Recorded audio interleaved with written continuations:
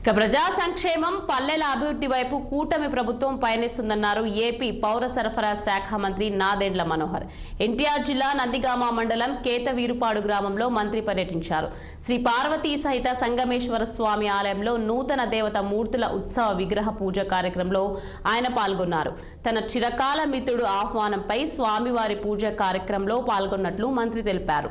3 రోజులుగా జరుగుతున్న పూజా కార్యక్రమంలో పాల్గొనడం సంతోషంగా ఉందన్నారు. యువతకు ఉపాధి కల్పించాలన్న లక్ష్యంతో కూటమి ప్రభుత్వం అడుగులు వేస్తుందన్నారు. అందుకోసం రాష్ట్రంలో భారీగా పరిశ్రమలు నెలకొల్పి ఉద్యోగ అవకాశాల కల్పనకు కృషి చేస్తున్నామని తెలిపారు.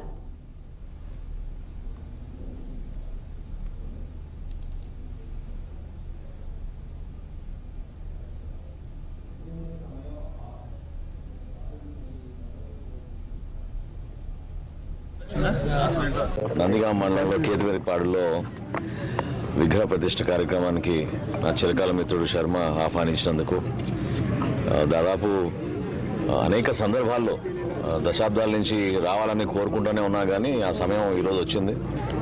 మనస్ఫూర్తిగా నేను అద్భుతమైన మహాభాగ్యంగా భావిస్తూ కార్యక్రమం ఇంత చక్కటి గ్రామంలో ప్రజలందరికీ ఉపయోగపడే విధంగా భక్తి భావం పెంచే విధంగా రాబోయే రోజుల్లో కూడా గ్రామాల్లో అభివృద్ధి చెందాలి, ఇక్కడున్న యువతకు చక్కటి ఉపాధి అవకాశాలు కల్పించాలి.